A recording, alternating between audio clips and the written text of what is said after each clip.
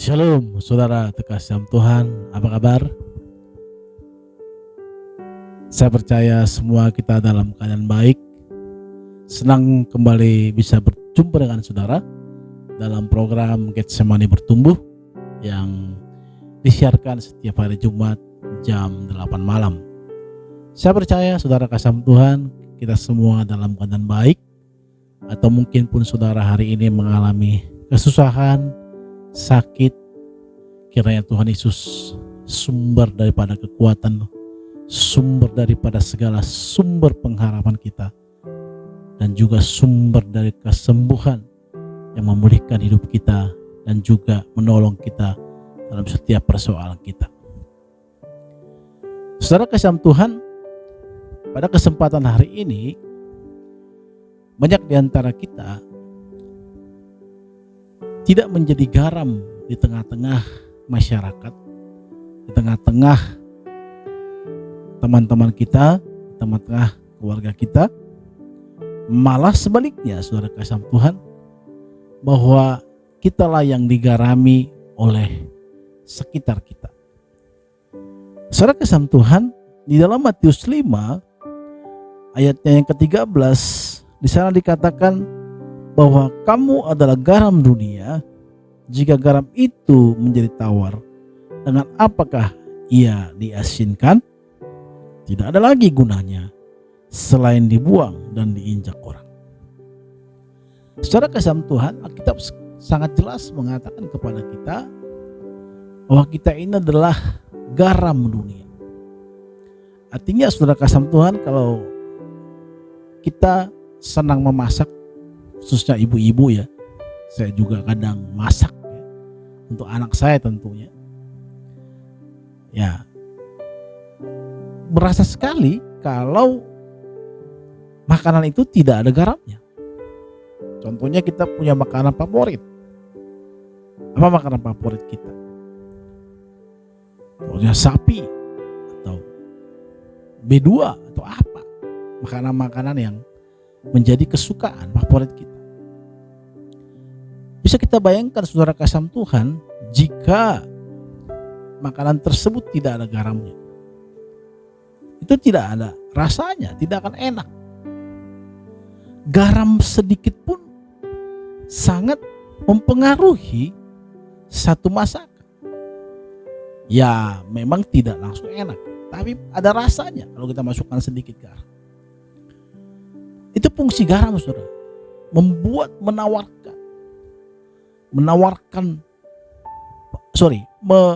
rasa di makanan sehingga enak dinikmati, sehingga bisa orang yang tadinya tidak selera makan menjadi selera makan, yang tadinya dia tidak ada rasa gairah untuk makan, tetapi karena ada rasa garam tadi, itu memacu perasa dia untuk bisa menikmati makanan. Jadi saudara kasih Tuhan, kalau ada makanan yang pas, enak ya, bisa orang tambah. Tapi kalau ada makanan walaupun mahal, nikmat kelihatannya, tapi kalau umpamanya tidak punya garam, ya maka saudara kasih Tuhan, itu tidak ada fungsinya. Saudara kasih Tuhan, kita seringkali anak-anak Tuhan tidak menjadi garam di tengah-tengah masyarakat, dalam keluarga kita, di dalam lingkungan kita, di dalam lingkungan pekerjaan kita, dalam lingkungan komunitas kita, tapi malah kita digarami. Harusnya kita di sana membawa kabar baik, membawa rasa yang baik, membawa satu perubahan, sehingga ada orang yang rindu, yang haus untuk bisa mengenal Tuhan. Itulah gunanya garam, saudara. Makanya kita ini dikatakan kita adalah garam yang memberikan rasa. Seringkali kita melihat bahwa anak-anak Tuhan, saudara kasih Tuhan, tidak sesuai dengan fungsinya. Ya, mungkin saya harus banyak juga belajar dalam hal ini. Saya juga belum tentu sempurna dalam hal ini. Tapi saya belajar bagaimana kita di tengah-tengah keadaan, tengah-tengah komunitas pekerjaan kita atau keluarga kita bisa menjadi berkat, kita bisa menjadi garam. Saudara kasih Tuhan, bagaimana caranya kita menjadi garam, saudara? Tentu hal ini perlu kita catat, perlu kita ingat. Caranya, saudara kasih Tuhan, mulailah kita memiliki tekad untuk berdampak. Bagaimana saudara memiliki tekad? Karena kalau kita di gereja ya, bisa saja kita menjadi orang yang seperti terpengaruh, seperti bisa mempengaruhi orang lain. Tapi pada saat kita masuk ke dalam lingkungan, dalam komunitas, dalam keluarga kita, maka terlihat sekali kalau kita ini tidak bisa mampu untuk memiliki tekad itu. Bagaimana kita bertekad? Kita harus mengarahkan pikiran kita kepada Tuhan. Kalau tidak, kita menjadi susah. Saudara kasih Tuhan, untuk saya di sini orang yang digarami itu terpengaruh dengan digarami, terpengaruh dengan lingkungan, padahal dia anak Tuhan, adalah orang-orang yang menurut saya tidak terlampau serius dengan Tuhan. Dia masih ngambang, dia masih punya keinginan, dia belum fokus kepada Tuhan. Saudara kasih Tuhan, seorang olahragawan kalau dia sudah fokus kepada satu bidang tertentu yang digeluti, contohnya sepak bola, ambillah contoh seperti Ronaldo, dia tidak akan pernah mau minum minuman keras, saudara, karena dia tahu itu akan merusak performa dia. Maka sampai sekarang dia tetap awet, dia masih bisa mencetak gol, lari sana sini. Tentu ada turun ya, tetapi dia tetap bisa menjaga. Karena seorang pesepak bola kalau sudah minum minuman keras, suka kebar, artinya begadang, karena begadang itu merusak stamina tubuh saudara kasih Tuhan. Maka sampai sekarang kita melihat dia masih kuat, bugar. Maka saudara kasih Tuhan, kalau kita fokus kepada Tuhan, maka kita bisa menjadi garam.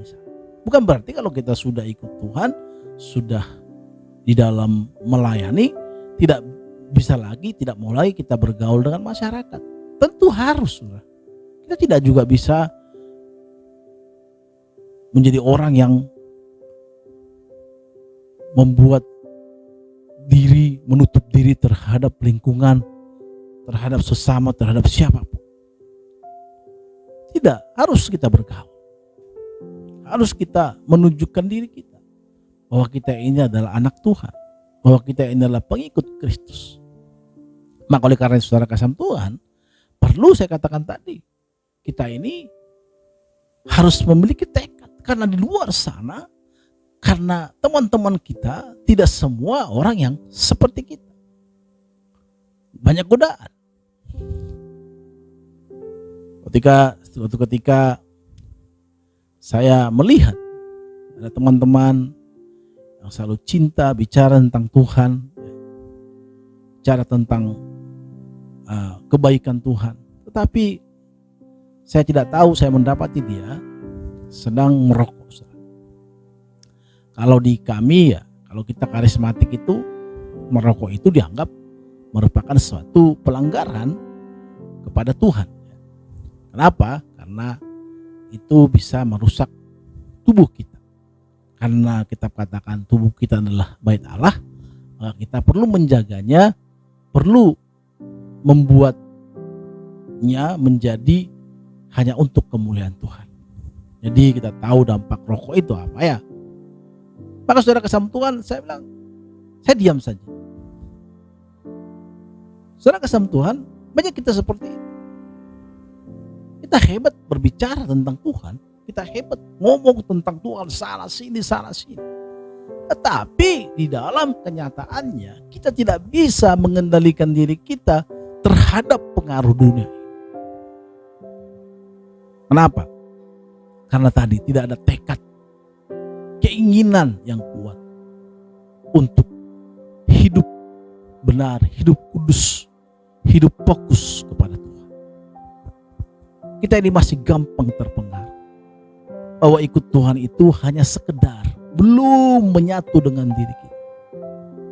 Saudara kasih Tuhan, saudara berkata kepada saya, sulit Pak untuk ikut Tuhan, untuk tidak terpengaruh kepada teman-teman, untuk tidak merokok kalau kita nongkrong dengan teman-teman.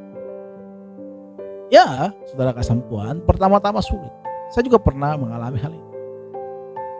Tapi saudara kasih Tuhan, pertama-tama itu merupakan satu pergumulan, itu seminggu mungkin 2 minggu.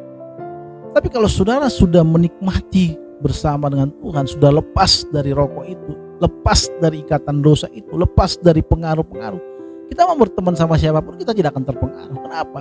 Karena kita akan mulai tidak nyaman mendengarkan kata-kata kotor, pembulian kepada orang-orang yang kurang, dan juga menikmati kata-kata kotor, berdosa, bercerita-cerita yang kotor dan kita nikmati.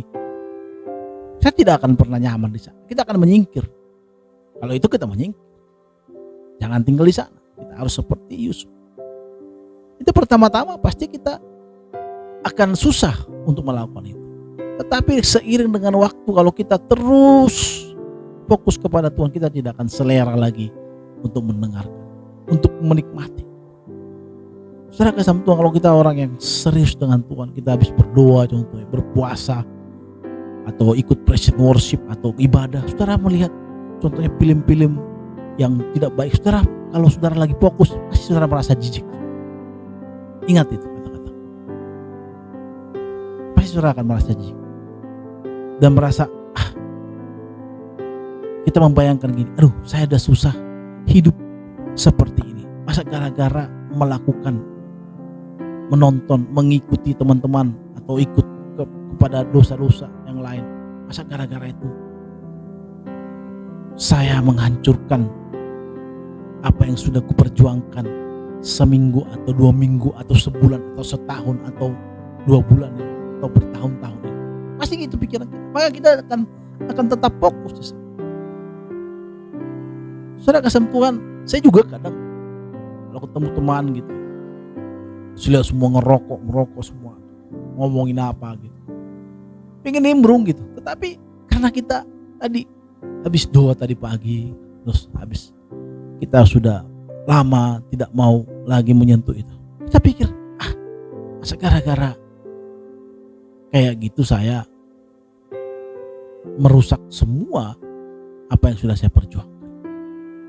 Saudara kasih Tuhan, dengan itu kita bisa kuat, kita dengan itu bisa tetap bertahan, dengan itu kita tetap bisa menjadi garam. Kalau saat kita nggak ngomongin orang lain ngomongin, kalau saat kita ada orang hidup dalam membuli orang lain, tapi kita tidak ikutan di sana, pada saat ada banyak orang yang melakukan perkata-kataan kotor atau lain, kita tidak di sana, orang akan melihat kita, wah anak ini kok beda nih. Ada orang keluar kesusahan, kita tergerak bukan karena banyak, tapi kita ayo kita kumpul yuk, si Anu lagi sakit tuh. Padahal sementara selama ini tidak pernah ada mungkin di komunitas kita, teman-teman kita seperti itu. Tapi karena kita anak Tuhan, kita peduli terhadap penderitaan orang lain, terhadap keadaan orang lain yang sakit, maka saudara kasih Tuhan, itu saya katakan menjadi garam. Hal-hal terkecil seperti itu dulu, itu dikatakan kita menjadi garam. Kita menjadi berwarna, komunitas kita menjadi berwarna, di kantor, dimanapun kita berada, menjadi berwarna karena kita ada. Saudara kasih Tuhan, suatu ketika saya gabung dengan teman-teman lama waktu di kampung. Pada saat mereka mau ngomongin kata-kata kotor, dia bilang, jangan-jangan ada pendeta di sini. Padahal sebenarnya bukan saya pengen dihormati, ya santai aja. Saudara kasih Tuhan, pasti ada orang segan untuk berkata-kata dosa kalau kita ada di sana. Kalau kita benar-benar hidup serius, fokus kepada Tuhan, pasti saudara kasih Tuhan, kita akan mendapatkan sesuatu. Kita akan bisa kuat, tetap teguh dalam keadaan itu. Maka saudara kasih Tuhan, akan jadi apa kita? Pilihan ada di kita. Apakah kita tetap mau menjadi garam atau digarami oleh dunia ini? Harusnya saudara, kita ini yang sudah percaya kepada Tuhan, yang sudah mendeklarasikan bahwa kita adalah anak kerajaan Allah, anak Tuhan, kita harus menjadi garam. Kita harus membawa, kita adalah duta-duta kerajaan Allah, dan kita harus membawa visi misi Allah, di mana dunia ini harus diselamatkan untuk kemuliaan nama Tuhan. Sampai bertemu kembali saudara kasih Tuhan di Getsemani Bertumbuh setiap hari Jumat jam 8 malam. Shalom saudara kasih Tuhan, salam sehat untuk kita semuanya. Amin.